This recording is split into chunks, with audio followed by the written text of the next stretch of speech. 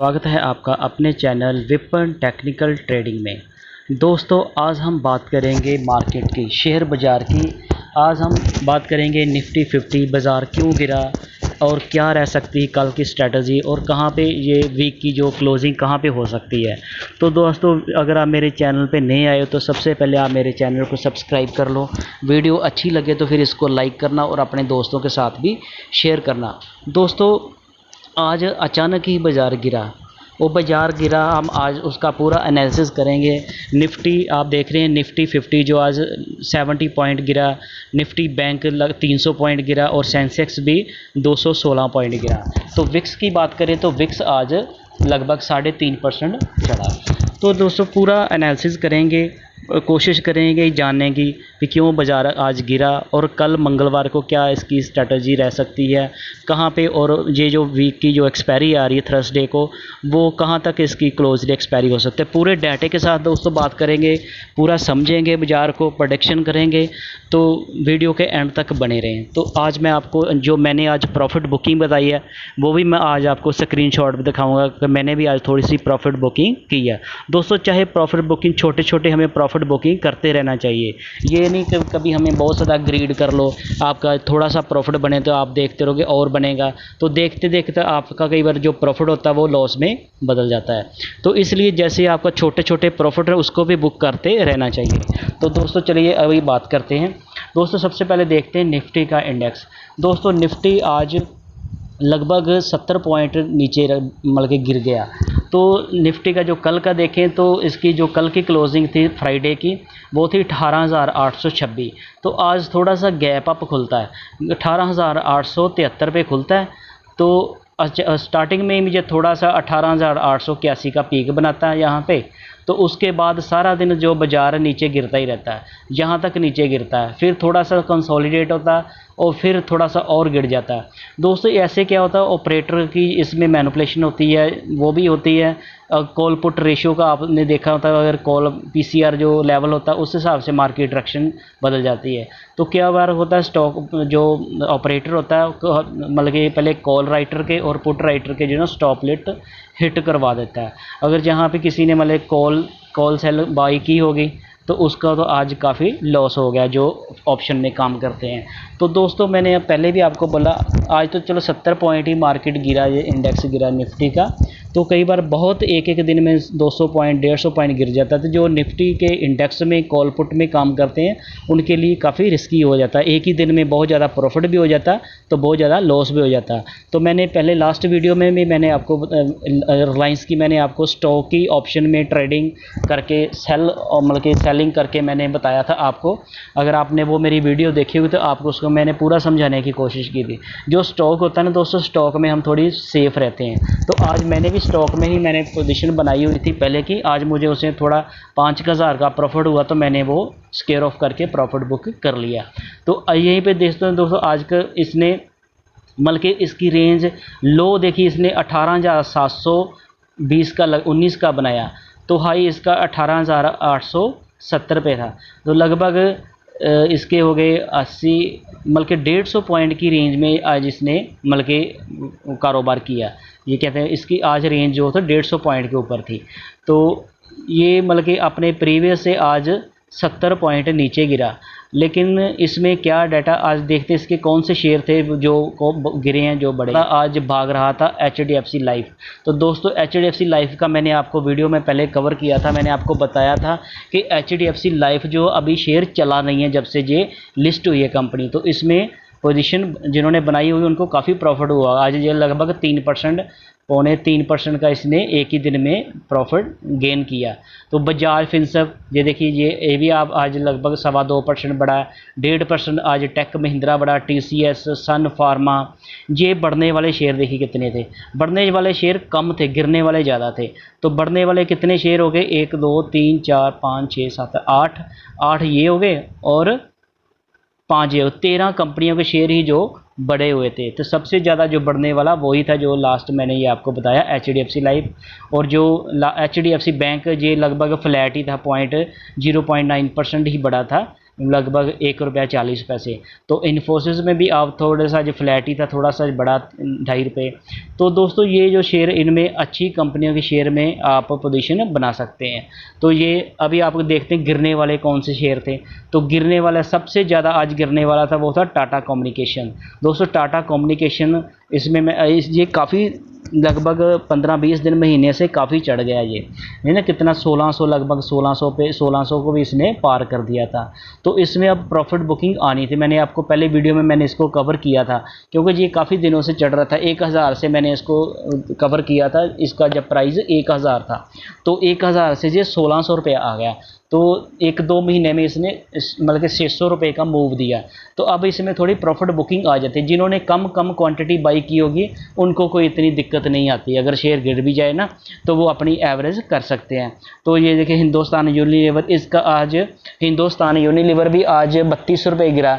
ये 32 रुपये गिरा, लेकिन इसका जो 22 रुपये का डिविडेंड एडजस्टमेंट भी था, इसने 22 रुपये डिविडेंड दिया था। आज इसकी एक्स डेट थी, तो कल तक जिन्होंने बाई किया होगा फ्राइडे को, तो उनको आज 22 रुपये इसका डिविडेंड का बेनिफिट मिलना था।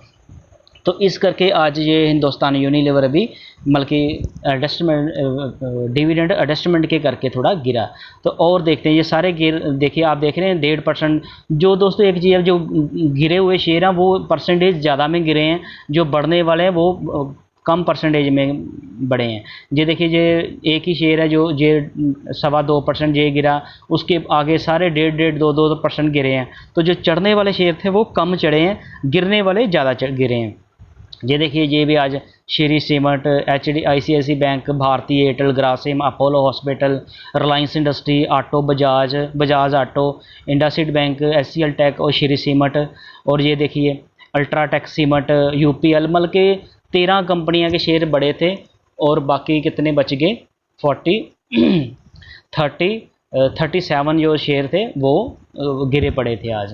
तो काफ़ी शेयर आज गिरे हैं और बड़े वॉल्यूम के साथ गिरे हैं, ज़्यादा परसेंटेज में गिरे हैं। तो आगे ये देखिए जो ये भी इसका टाटा स्टील का भी आज एक्स डिविडेंड की रिकॉर्ड डेट थी, एडजस्टमेंट था इसका, उसमें भी ये आज गिरा। SBI गिरा, आज ब्रिटानिया गिरा, बल्कि BPCL, सारे जो शेयर आज गिरे पड़े थे।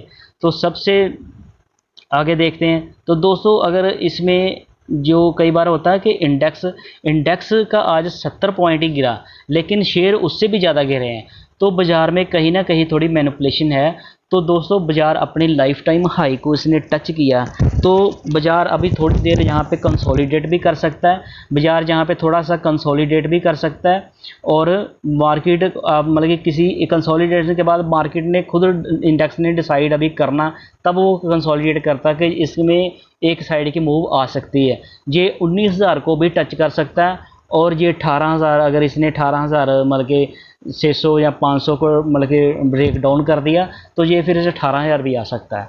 तो दोस्तों शेयर मार्केट में वही कामयाब रहता है जो दोनों साइड की पोजीशनें बनाकर चलता है। जो एक साइड में सिर्फ बुल या बियर के बारे में ही सोचता है, एक साइड की पोजीशन बना के चलता है, वो कभी ना कभी ट्रैप हो जाता है। ऑपरेटर जो होते हैं उसकी निगाह, उसके में जाल में फंस जाता है। ऑपरेटर बहुत तगड़ी गेम खेलता है, उसने अपने हिसाब से देखना, अगर उसने कॉलें बेची होगी तो उस हिसाब से मार्केट को वो गिरा देगा, अगर उसने पुट बेची होगी तो उस हिसाब से मार्केट को वो चढ़ा देता। ये उसके ऊपर डिपेंड करता है, इसका PCR लेवल क्या होता है, ये पूरा मैं आपको आगे बताता हूँ। तो दोस्तों कम पोजीशन के साथ अगर कोई आप ऑप्शन में ट्रेड करती हो निफ्टी इंडेक्स में, तो उसमें भी आप कम क्वांटिटी से ही एक लॉट में ही स्टार्टिंग में कर सकते हैं। और जैसे इसका मतलब कि आप जैसे इसमें एक्सपर्ट हो जाओ, जैसे जैसे आपको पता चलता जाए, तो एक एक्सपीरियंस हो जाए, फिर आप उसके लॉट बढ़ा सकते हैं। तो दोस्तों अगर इंडेक्स में मतलब ऑप्शन में काम करना हो ना, तो डिसिप्लिन के साथ काम करना होता है। क्या होता है, कई बार हम ना एक हमने मान लीजिए कि हमने ट्रेड ले लिया, उसमें आपको 5,000, 2,000 या 5,000 जितना आपने एक लॉट में काम किया, तो आपको उसमें थोड़ा देखना, अगर आपको 3-4% भी आपको प्रॉफिट मिल रहा है ना, ऑप्शन में भी 3-4% एक दिन में आपको मिल रहा है, तो आपको उसमें प्रॉफिट बुक कर लेना चाहिए। पता नहीं फिर मार्केट कैसे मूव कर जाए, तो आपका जो प्रॉफिट है वो लॉस में भी बदल जाता है। तो दोस्तों अपना जो ग्रीड और फियर होता है ना, उसके बीच में हमें बैलेंस बना के चलना पड़ता है। ये नहीं कई बार हमें प्रॉफिट हो रहा होता तो हम सोच रहे हैं और प्रॉफिट होगा, तो वो और प्रॉफिट जो हमारा वो लॉस में बदल जाता है। तो इसलिए और जब आपका लॉस हो तो तब हमें थोड़ा जो मतलब कि फियर आता है ना, उसके ऊपर भी हमें अपना कंट्रोल रखना पड़ता है। यही साइकोलॉजी हमारी जो ना एक काम करती है जिसके हम प्रॉफिट कर सकते हैं। अगर बहुत ज़्यादा हम डर जाएंगे, फियर में आ जाएंगे, या बहुत ज़्यादा ग्रीड में आ जाएंगे, तो हम फिर अपना प्रॉफिट नहीं कर सकते। दोस्तों अगर आप ऑप्शन में बाई करते हो या सेल करते हो, इसकी स्ट्रैटेजी की मैंने आपको सारी वीडियो डाली है, आप उसको देख सकते हैं। अगर आपने बाइंग की है तो दोस्तों बाइंग करने का एक तरीका और भी है। जब आपने ऑप्शन बाइंग करनी हो तो आप पहले देख लो, अगर विक्स नीचे हो तो फिर आपको ऑप्शन बाइंग करनी चाहिए। ठीक है, उससे क्या होता है कि प्रीमियम कम होते हैं। तो जब प्रीमियम कम हो गए तो आपको वो सस्ता प्रीमियम मिलेगा, जो आपने बाई कर लिया, आपने प्रीमियम पैसे देना होता है ना, तो वो को आपको सस्ता प्रीमियम मिलेगा।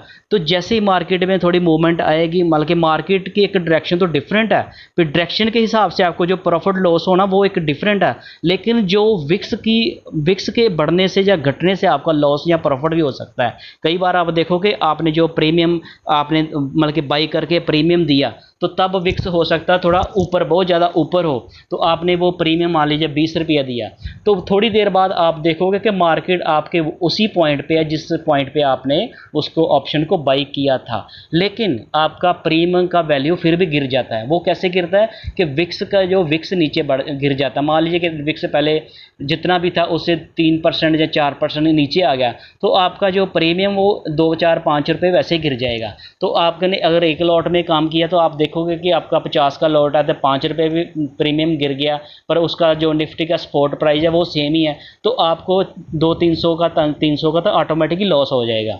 तो दोस्तों जब भी आपने बाइंग करनी हो तो विक्स जब नीचे हो तब आपको बाई करनी चाहिए, जब आपने सेलिंग करनी हो तो विक्स आपका ऊपर होना चाहिए। विक्स जब ऊपर होगा तो प्रीमियम के रेट बड़े होंगे, जब प्रीमियम के रेट ज़्यादा होंगे तो तब उसको आप ऑप्शन को सेल करोगे तो आपको प्रीमियम ज़्यादा मिलेगा। बाद में प्रीमियम बाद में विक्स अगर नीचे आ जाता है तो प्रीमियम गिर जाता है, तो उस जिसने ऑप्शन सेलिंग की होती है उसको प्रॉफिट हो जाता है। एक तो वो मार्केट अपनी डायरेक्शन में काम कर रही है, वो एक डिफरेंट आपको मतलब कि उसका प्रॉफिट लॉस अलग रहेगा, लेकिन ऑटोमेटिक जो मार्केट में विक्स की जो वोलेटिलिटी होती है ना, जो विक्स, उसके साथ ही आपको प्रॉफिट और लॉस हो जाता है। इस बात का भी दोस्तों आपको ध्यान रखना चाहिए। ठीक है, तो आगे बात करते हैं निफ्टी के दूसरे इंडेक्स की, निफ्टी बैंक की। तो दोस्तों निफ्टी बैंक का ये देखिए, निफ्टी बैंक का भी आप देख रहे हैं, इसने आज लगभग ये 7.7%, 1% से कम गिरा, लेकिन इसका देखें तो 300 पॉइंट गिर गया। तो इसकी जो कल की जो हम फ्राइडे की क्लोजिंग देखे तो 43,938 था, तो आज इसने गैप अप ओपनिंग की थी। गैप अप कहते हैं थोड़े से पॉइंट 40-50 पॉइंट का, जे इसका भी 44,015 पे ओपन हुआ, तो उसी वक्त इसने बस एक हाई अपना 44,040 पे इसने हाई बनाया। उसके बाद ये भी सारा दिन गिरता ही रहा, ये देखिए सारा दिन गिरता रहा। तो ये देखिए यहाँ तक आया, नीचे आया, फिर थोड़ा सा कंसोलिडेट हुआ। तो ये निफ्टी और निफ्टी बैंक दोनों लगभग अपने सेम बिहाव पे चल रहे हैं। तो इसका जो इसने लो कितना बनाया 43,500, तो एंड में ये 43,600, थोड़ा सा ऊपर जाके 43,633 पे क्लोज हुआ। तो दोस्तों इसमें भी आप देखोगे तो आपको मैं इसका जो दूसरा अभी आपको दिखाता हूँ, इसमें कौन कौन से शेयर थे। निफ्टी बैंक के इंडेक्स में 12 शेयर आते हैं, तो बढ़ने वाले आज सिर्फ 3 ही बैंक के शेयर थे। सबसे ज़्यादा जो बड़ा था वो बड़ा था HDFC बैंक। तो HDFC बैंक नहीं, बैंक ऑफ बड़ौदा और PNB और HDFC, जो तीनों बैंक बड़े थे, लेकिन सबसे ज़्यादा जो बड़ा बैंक ऑफ बड़ौदा वो 5% बढ़ा, 5 रुपये बढ़ा, 3% बढ़ा। तो उस 0.8% बढ़ा PNB, और HDFC तो लगभग फ्लैट ही था, जिसको तो बढ़ना भी क्या कह सकते हैं। ये तो 0.9% बढ़ा, कुछ भी बढ़ा नहीं, मतलब बढ़ने वाले समझे कि 2 ही शेयर थे, सबसे ज़्यादा बैंक ऑफ बड़ौदा ही बढ़ा। तो गिरने वाले शेयर देखिए, बाकी 9 जो इसके शेयर थे सारे गिरे। सबसे ज़्यादा जो गिरा आज कोटक महिंद्रा बैंक गिरा। दोस्तों आज कोटक महिंद्रा बैंक गिरा तो मैंने इसमें पोजीशन बनाई है। मैं आपको, मेरी यही स्ट्रैटेजी रहती है, जब कोई शेयर गिरता है ना तो मैं तब उसमें पोजीशन बनाता हूँ। आपने देखा होगा, मैंने ये 2-3 दिन पहले इसकी वीडियो बनाई जिसको मैंने कवर किया था। ये 2000 के ऊपर चला गया, 2020 इसने हाई बनाया था, आज 1824, लगभग 200 रुपये लो पे आ गया। अब इसमें मैंने पोजीशन बनाई है। यही दोस्तों अपनी निगाहें लगा कर बैठे रहना होता है, जब शेयर अपने थोड़ा नीचे करेक्शन में आता है तब उसको में बाई करनी चाहिए। दोस्तों इसका जो 2022-20 रेट था ना, ये इसका लगभग अपना लाइफ टाइम का हाई था। अगर हमने वहाँ पे पोजीशन बनाई होती तो आज हमारा 200 रुपये का लॉस होना था। लेकिन आज ये 200 रुपये तो करेक्ट हो गया, मैंने आज इसमें पोजीशन बनाई है। लेकिन मैंने आज इसमें जो पोजीशन बनाई है मैंने ऑप्शन में बनाई है, मैंने ऑप्शन में इसकी पुट बेची है। ठीक है, मैं ऑप्शन में भी काम करता हूँ, कैश में भी काम करता हूँ। तो आज मैंने इसकी ऑप्शन में पुट बेची है। जिस दिन इसमें प्रॉफिट होगा मैं उसका स्क्रीनशॉट भी आपके साथ वीडियो में शेयर करूँगा। लेकिन जो मैंने आज प्रॉफिट बुक किया वो आज मैं आपको स्क्रीनशॉट उसका शेयर करूंगा, आपको बताऊंगा कौन से शेयर में मैंने पुट बेच के प्रॉफिट किया आज। तो दोस्तों बढ़ने गिरने वाला सबसे आगे था Kotak Mahindra, Bandhan bank, Axis bank, ICIC, IndusInd bank, AU small और फेडरल। दोस्तों सभी जो दिग्गज बैंक थे सारे गिरे हुए थे।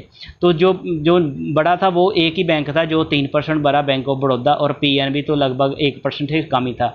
तो बैंक निफ्टी तो नेचुरली फिर इसने 300 पॉइंट की गिरावट तो बनती थी। और बैंक के बहुत सारे शेयर है जो निफ्टी में जिसका अच्छा वेटेज, जैसे ये सारे bank, Axis bank, ICICI, Kotak, ये सारे बैंक निफ्टी इंडेक्स में भी है। तो निफ्टी भी उस हिसाब से थोड़ा नॉर्मल सा ही गिरा, क्योंकि आज फार्मा के शेयर या और शेयर भी काफ़ी बड़े हुए थे। तो आगे देखते हैं दोस्तों, आगे मैं आपको बताता हूँ। ये आईडीएफसी और एसबीआई भी लगभग 1% से थोड़ा कम ही, आधे % से कम ही गिरा था। तो आईडीएफसी फर्स्ट बैंक भी गिरा था। तो दोस्तों आप इसका मैं आपको पीसीआर लेवल बताता हूँ। देखिए जो दोस्तों निफ्टी की जो 22 जून की मतलब कि इस थर्सडे की जो एक्सपायरी है उसका जो पीसीआर आप देख रहे हैं वो 0.78 है। तो इसमें जो एक्सपायरी होने की जो मैक्सिमम पेन है वो 18,750 है। तो इससे आप अंदाज़ा लगा सकते हैं, ये जो डाटा बता रहा है ना पे ये 18,750 दोस्तों 10-20-50 पॉइंट ऊपर नीचे भी हो जाए तो तब भी हमारी एक इतनी रेंज रहती है, हमें बहुत ज़्यादा मतलब कि फ़र्क नहीं पड़ता। ठीक है, तो इसमें जो 22 की आप एक्सपायरी देख रहे हैं उसका मैक्सिमम पेन जो है वो 18,750 के आसपास एक्सपायरी होने का ही अंदाज़ा लग रहा है। तो उस हिसाब से आप अपनी पोजीशन बना सकते हैं। अगर आपने पोजीशन बनानी हो ऑप्शन में तो आपको दोनों साइड की पोजीशन बना के चलना चाहिए, ताकि फिर आपको पोजीशन को आप एडजस्ट कर सकते हैं। दोस्तों जैसे आपको डेल्टा न्यूट्रल करना होता है ना, डेल्टा न्यूट्रल आप करते जाओगे तो आपको बेनिफिट होता जाएगा। वो कैसे करना होता है वो मैं नेक्स्ट वीडियो में आपको बताऊँगा। तो दोस्तों ये इसकी जो पीसीआर आप देख रहे हैं 0.78 है। तो जो इसका मंथली है वो देखिए वो अभी भी 1.63 है। तो मंथली एक्सपायरी का जो और वीकली एक्सपायरी का लगभग सेम ही चल रहा है। इसका जो 18,750 पे आ रहा है तो इसका जो आ रहा है 18,700 पे आ रहा है। सिर्फ 50 पॉइंट का फ़र्क आ रहा है। लेकिन अभी जो ये 22 को आएगी एक्सपायरी इस थर्सडे की, तो उसके नेक्स्ट थर्सडे जो आएगा वो मंथली एक्सपायरी का होगा। तो अभी उसमें 10 दिन है, तो 10 दिन के बीच में डाटा जैसे मार्केट का ट्रेंड थोड़ा चेंज होगा तो ये डाटा भी थोड़ा चेंज हो जाएगा। तो आज के हिसाब से देखें तो मैक्सिमम जो पेन है वो 18,700 के आसपास है।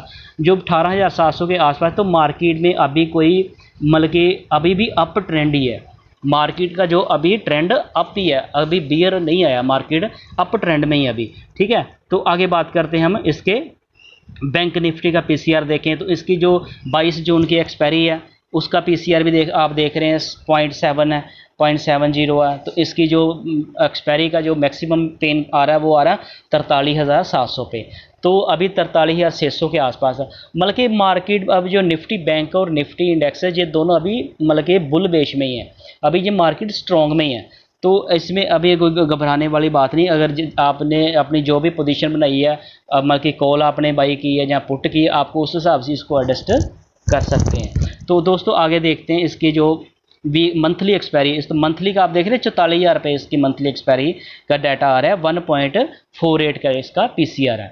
तो दोस्तों अपनी उस हिसाब से पोजीशन, जब भी आप ऑप्शन में काम करो तो स्टार्टिंग में आपको कम लॉट ही सेल या बाई करने चाहिए। जैसे मार्केट में थोड़ी हो तो आप उसमें एक अच्छी एवरेज भी कर सकते हैं।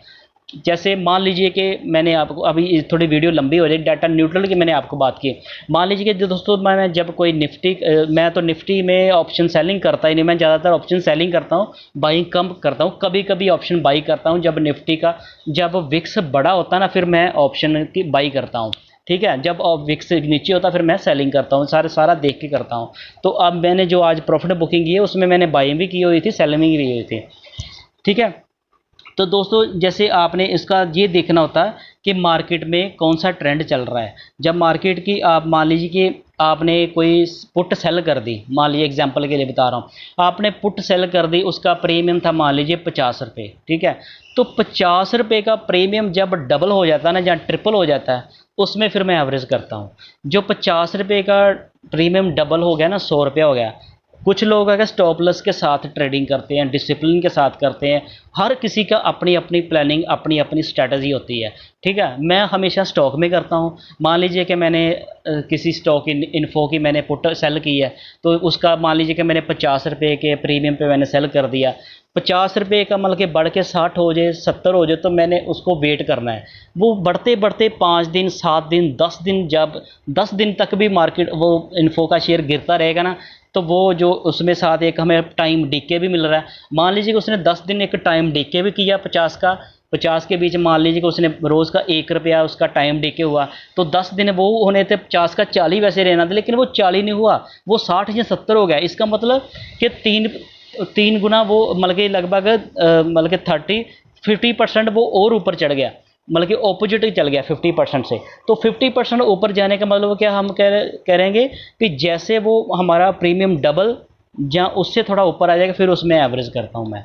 जैसे वो 50 का 100 हो गया ना, एक उसने 10 दिन का वो भी टाइम डीके का भी एडजस्ट हो गया, तो उसके बाद वो प्रीमियम भी डबल हो गया, तो मैंने 50 का बेचा, अब वो हो गया 100 का, तो मैं उसके 100 के ऊपर फिर उसको ऐड करूँगा। 100 और 50 हो गया 150, तो मेरे लॉट हो गए 2, तो मेरी एवरेज होगी 75, और उसका कितना प्राइस हो गया 100। अब 100 को 75 में आने में टाइम तो लगेगा, लेकिन जल्दी आ जाएगा। वो आता है। मैंने आज तक जब भी स्टॉक में ऑप्शन सेलिंग की है, प्रॉफिट ही हमेशा प्रॉफिट में निकला हूँ। इतना मैंने एक बार इन्फोसिस का आपके साथ एक्सपीरियंस शेयर कर रहा हूँ। मैंने 20 रुपये का प्रीमियम पे सेल किया था, तो आप मान सकते 200 रुपया हो गया था।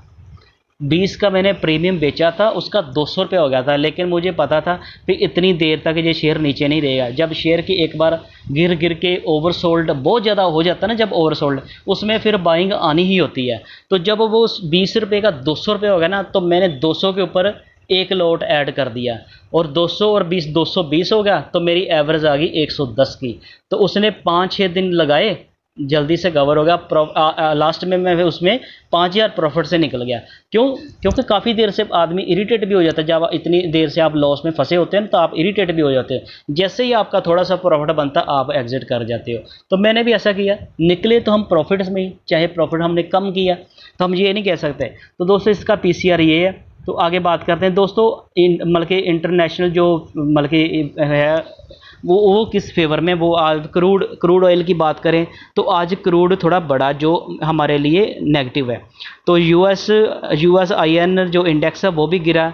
आप यूएस डॉलर इंडेक्स वो बड़ा है जो हमारे अगेंस्ट है, और यूएस की जो 10 ईयर यील्ड होती है, बॉन्ड यील्ड होती है, वो भी आज बढ़ी है। मतलब कि इंटरनेशनल जो मतलब कि क्या बोलते हैं इसको, इंडिकेटर्स हैं, वो हमारे अगेंस्ट ही है। तो मार्केट का गिरना बनता था। तो ये कोई इसमें बहुत ज़्यादा नहीं है, ये टेम्परेरी इफेक्ट होते हैं। ये 1-2 दिन आपने पोजीशन बना के रखी है, तो ये आज का इफेक्ट है, कल ये चेंज हो जाएगा। तो आप थोड़ा सा पेशेंस रखोगे, आप प्रॉफिट में आ जाओगे। मतलब कि अपना जो फियर होता है, ग्रीड होता है ना, उसके ऊपर कंट्रोल रखना होता है आपको। तो ये इंटरनेशनल जो इंडिकेटर है, उस हिसाब से मार्केट को आज गिरना ही था। तो आगे देखते हैं। आगे मैं दोस्तों आज मार्केट का मूड इंडेक्स, जो मार्केट का मूड है वो देखिए कितना है, वो ग्रीड पे आया हुआ। मार्केट का मूड ग्रीड है, और जैसे ये थोड़ा और ऊपर जाएगा तो ये एक्सट्रीम ग्रीड में भी आ सकता है। तो मार्केट में अभी भी ग्रीड है। जो मार्केट में ग्रीड होता है ना, तो इसका मार्केट अभी बुल बेस में ही है, मार्केट अब बुल फेस में ही है। तो मार्केट अभी भी वीक नहीं है, मार्केट अभी स्ट्रॉन्ग है। आज थोड़े पॉइंट गिरा है, कोई घबराने वाली बात नहीं। आप अपनी पोजीशन को उस हिसाब से एडजस्ट कर सकते हैं। तो दोस्तों ये आपको मैं आज एफ आईज़ का भी आज का तो डाटा नहीं आया, जो फ्राइडे का डाटा मैं आपके साथ डिस्कस करता हूँ। एफ आईज़ ने देखिए फ्राइडे को जो कैश में 794 करोड़ की इन्होंने बाइंग की थी। डीआईजी ने भी 681 करोड़ की ख़रीदारी की थी, बाइंग की थी। तो एफआई ने फ्यूचर इंडेक्स में भी बाइंग की, और फ्यूचर ऑप्शन में इन्होंने सेलिंग की थी 2476 करोड़ की। तो एफआईज़ की टोटल देखें तो एफआईज़ ने सेलिंग की है ज़्यादा। तो एफ आई जो स्टॉक फ्यूचर उन्होंने ख़रीदे हैं, तो स्टॉक ऑप्शन भी उन्होंने बाई किया है। तो ये तो फ्राइडे को उन्होंने, जो फ्राइडे का डाटा था उस हिसाब से तो मार्केट में उन्होंने की बाइंग आई थी। एफ आई ने बाई की और डी आई ने बाई की। बस उन्होंने इंडेक्स ऑप्शन में जो वो 24,476 के ऑप्शन के इंडेक्स जो वो सेल किए थे। तो दोस्तों यहीं पे जो होता है ना, ये मैनिपुलेशन करते हैं। एफ आईज ने क्या किया, वहाँ पे मैनिपुलेशन कर दी, स्टॉक में माल खरीद लिया और ऑप्शन में शॉर्ट कर दिया। तो उससे क्या होता है, ये टेम्परेरी इफेक्ट होते हैं। हम क्या करते हैं, जब एक ही बार किसी स्टॉक को एक ही क्वांटिटी में खरीद लेते हैं, ज़्यादा क्वांटिटी में, तो फिर हमें जैसे एफ आईज ये बड़े प्लेयर एक ही स्टॉक को या फ्यूचर में किसी प्रोडक्ट को शॉर्ट कर देते हैं, जहाँ उसको चढ़ा देते हैं, तो जो छोटे इन्वेस्टर होते हैं ना, जो नए, वो फंस जाते हैं। उनका जब लॉस दिखता है तो वो घबरा जाते हैं। तो वो चाहते नहीं कि आप अच्छे शेयर आप अपने पास खरीद के रखो। जैसे थोड़ा रेट गिरता है तो हम घबरा जाते हैं। तो दोस्तों अगर आपने अच्छी कंपनी का शेयर बाई किया होगा ना, फिर आपको घबराने की ज़रूरत नहीं है। आप उसमें एवरेज करके ऐड कर सकते हो। जैसे ही थोड़ा सा मूव मिलेगा आपको प्रॉफिट हो जाएगा। मैंने आपको दोस्तों अपनी पोजीशन भी बताई थी। इन्फोसिस मैंने 1400 पे बाई किया था, 1185 तक भी आ गया था। आज फिर वो 1300, थोड़े दिन पहले 1330 तक आया, तो मैंने थोड़ी सी पोजीशन अपनी हल्की कर ली थी। अब मेरा वो रेट लगभग बराबर पे ही है। अब उसमें मुझे 100-150 रुपये का लॉस है। तो अब मेरे पास शेयर कितने, 70 शेयर बचे हैं। तो जैसे ये अगर थोड़ा और नीचे आएगा तो मैं इसमें ऐड करूँगा, ऊपर जाएगा तो इसमें थोड़ा प्रॉफिट बुकिंग करूँगा। दोनों साइड की आपके पास फंड बचा होना चाहिए कि आप दोनों साइड के पोजीशन बना सके। अगर मान लीजिए कि मैंने एक ही साथ सारा वहाँ पे बाई कर लिया, सारा पैसा लगा दिया होता 1400 के ऊपर ही, तो आज तक भी मैं वहाँ से निकल नहीं सकता था। क्यों? अगर और फंड ही ना होता तो मैं उसमें एवरेज नहीं कर पाता। तो अब जो 1400 से गिर के 1185 तक आ गया था इन्फो का शेयर, तो उसको फिर 1400 जाने था अब टाइम लगेगा। क्यों? क्योंकि उसमें बहुत सारे लोग ऐसे आते रहेंगे, मतलब कि थोड़ी सी बुकिंग करके जाते रहेंगे, तो वो उस पर रेट तक आने को अब उसका टाइम लगेगा। अब जैसे फर्स्ट क्वार्टर के इस साल के जब रिजल्ट आएंगे, अगर रिजल्ट अच्छे आएंगे तब उसमें थोड़ी मूवमेंट मिलेगी। लेकिन फिर भी उसने नीचे से 1175 से मूवमेंट करके 1185 से आज 1300 तक आ गया। तो 150-200 रुपये का उसने 150 रुपये का मूव दिया। लेकिन हमारा जो रेट था वो 1400 था। अगर हमने उसने एवरेज ना की होती तो हम अभी ऊपर के रेट में होते। तो अभी भी मेरा बेशक 1400 रेट है, लेकिन मैंने उसमें प्रॉफिट बुक कर लिया। फिर भी मैंने उसमें 500-700 का प्रॉफिट बुक करके पोजीशन कंपनी को थोड़ा हल्की कर लिया था। लेकिन अगर शेयर फिर थोड़ा नीचे चल जाएगा तो मैं उसकी एवरेज कर लूँगा, ऊपर चले जाएगा तो मेरे पास थोड़े शेयर और बचे हैं, उसको बेच दूंगा।